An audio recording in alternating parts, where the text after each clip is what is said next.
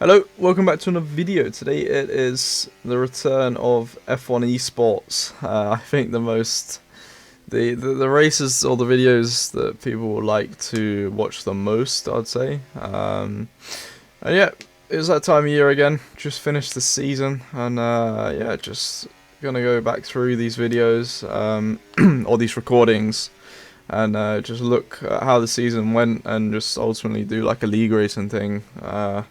Just analysing, I guess, at points, and yeah, just highlights of what really happened. So yeah, into the season, I think we were looking pretty good, feeling quite confident, and yeah, just ultimately decent headspace for all of us, me, Danny, and Isfan. And yeah, I just really wanted to kind of surprise people, I guess, and put a fight up to up to the front for podiums, poles, and wins, which I think we're all more than capable of doing. So yeah, in the background is my first Q1 run, and it's worth to note on this day, right? I actually snapped my pedal. So if anyone didn't know, we drive on Fanatec pedals, which they're okay. They're not my favourite pedals in the world, but they're alright. It's just that everyone's on the same equipment and stuff like this. But if anyone knows, anyone has a set of Fanatecs, the CSL Elite Series pedals, that if you put in a new set of rubbers after you break your pedal or something along the lines of that, if you just change it, the whole pedal feels different. So yeah, that was an interesting feeling going into my 45-minute warm-up, and I have just about 20 minutes left, and I snapped my pedal and yeah, it's just not ideal, really. So I had to change the rubber, change the rod that holds the pedals together as well, and then had like 10-15 minutes to then just get used to a completely different pedal, which was just lovely. That was just the most annoying thing that could have possibly happened in that situation. But yeah, that stuff happens. That's the whole beauty, I guess, of a LAN event. You never know really what is going to happen. Adds an adapting skill as well. It's not just completely down to your pace. It adds just different elements of just different skills into the mix as well. So I do prefer it personally. For me, it's just it just feels more natural. But yeah, I know everyone has a different opinion, but in the background you saw the end of my final Q1 run, which was put us up into P3, which was more than good enough to obviously get us through Q1. But yeah, you see it, as the session slowly goes on, we invalidate our first Q2 run on the new set of tyres. So far we've decided to stick ourselves in two absolutely diabolical situations where we have one lap to get the session done and get through to Q2 and now into Q3, and yeah, it's just not looking comfortable right now. It's just not feeling the greatest, and just this pedal was just really just not great. Yeah, just missing turn 1 completely. 10th gone easy there.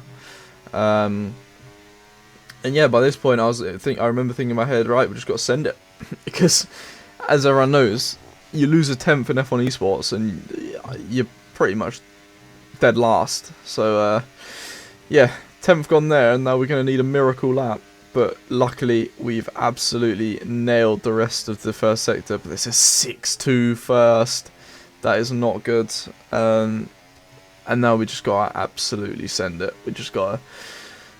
No time left on the table, just last lap, see it through it, fling in the car in slightly too early on the left-hander there, which we bottom out slightly, but ultimately good speed carried through both apexes into the last sector now.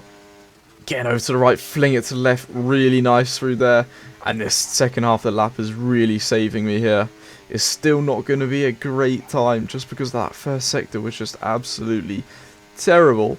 But into last corner now, we need to nail it. Do we? No! Big understeer moment, under braking. We just completely missed the flick, it's called. You see into last sector, but is it going to be enough up into P7? And as we just cut to the end here, it is enough, and it was actually fairly comfortable for F1 Esports. I guess half a temp or 300ths, 400ths. It's fairly comfortable amount of time for F1 Esports quali, but through turn 1, look how strict the track limits are. Once again, putting this quali down to 1 run again, so that's just ideal. But yeah, that is been my Achilles heel the last couple of years. Just quali, just execution. I feel like as soon as I start just getting that execution right, I'm gonna be right up there at the top. But still, we can still fight at the top with bad quali. It's just about just making it easier for yourself. But here we go then. The last run in quali.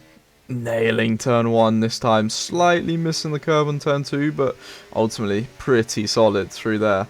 And now through turn 3, this is when we need to get it right. We get it nicely, nice minimum speed carried, and now through the S is just about keeping the wheel as straight as possible to not scrub any speed, but a double turn in for the right, and we just scrub way too much speed. But it is, at the end of the day, 5-1 first, which is not too bad. Just after the 50. Fling it in, nice minimum speed carried, and then early on power, and now through the middle sector has started off really well. We just got to keep sending it though into there, and yeah, that was painful, to be honest. Last year, 2023, we invalidated the last run, starting P10, and we've done exactly the same again this year.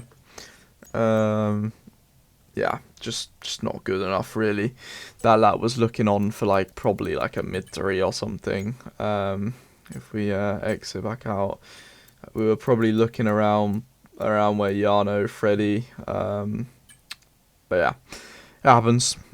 Still got good race pace, good strategy, and we're going to be starting on the hard compound here, which I expected everyone to be on. But it's further lights, and away we go. Getting a decent start. It's okay. Fabrizio's and Oso covers the inside, which opens up a gap for us around the outside. It's exactly what I want. We take that opportunity. But then we just, our floor just completely goes over the curb the wrong way, and Fab gets back past. But now it's just about keeping cool, keeping a little bit of a gap to the car ahead. Not just scrubbing the front tyres as much as possible, just preserving them. But ultimately on this first lap, it's just about positioning yourself.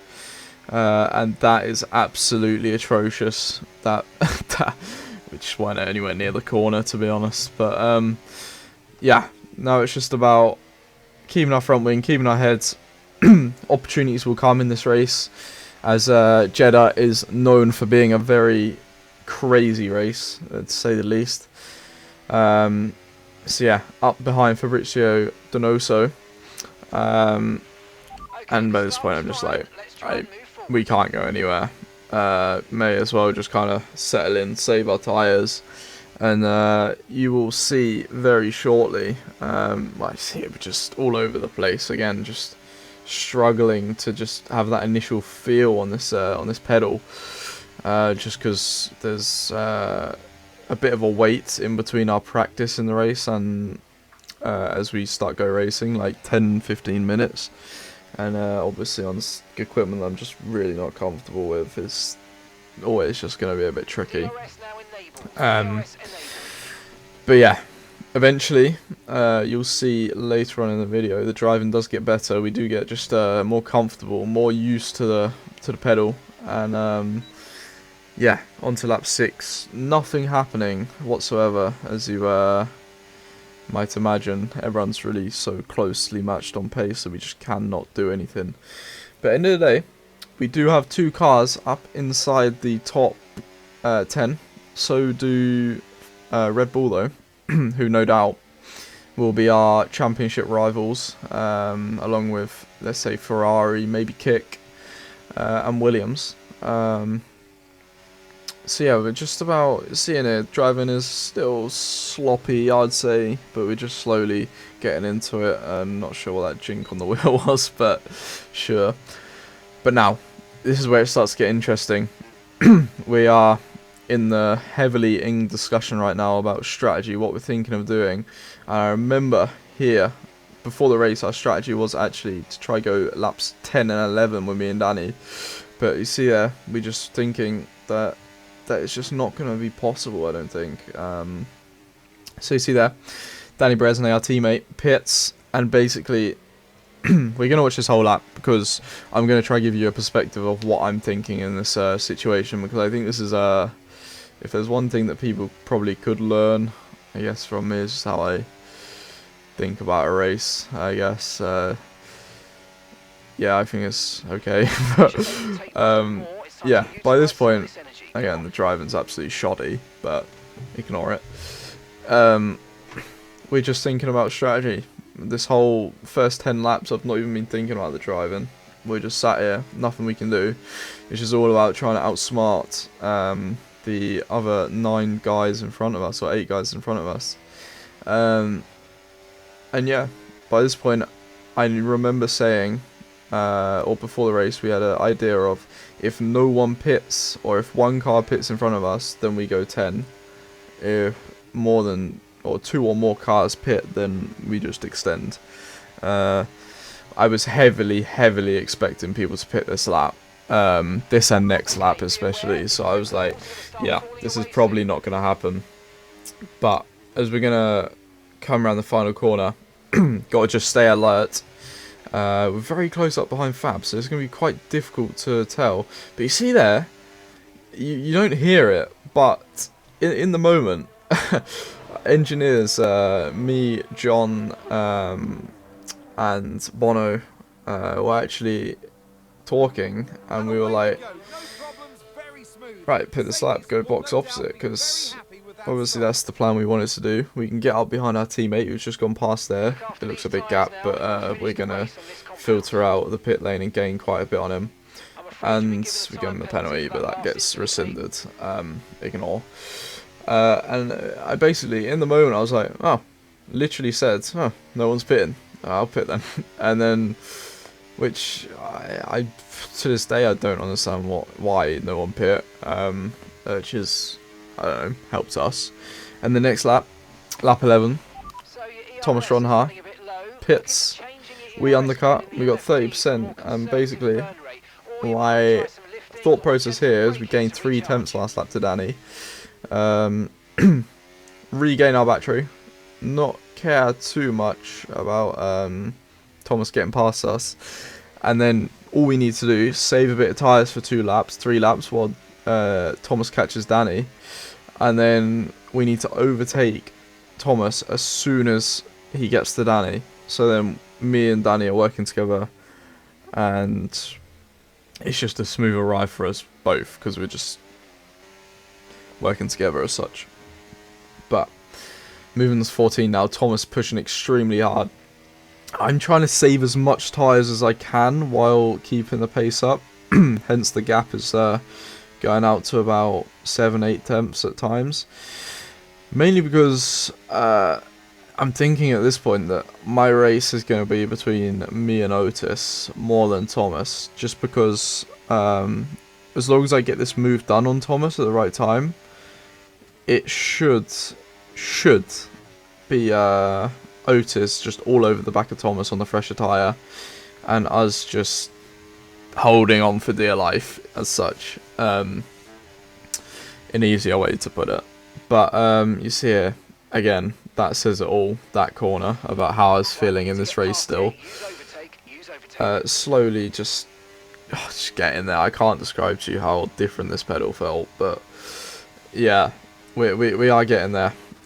Slowly but surely, we just about make the move, which is quite embarrassing considering Thomas had no DRS. But unlucky for us, Otis gets through as well.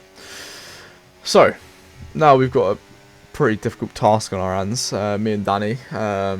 Gap is 1.2, but ultimately Danny will slightly ease off just to let us get back in. which was under conversation right now. And yeah, it's just it's turned out okay, I guess. We're in P1-2, but it's just how can we hold on to these tyres at this point? And obviously in this first stint I wasn't pushing it too hard, so I knew I'd probably have just a little bit extra tyres over Danny, as well as that one lap that we have.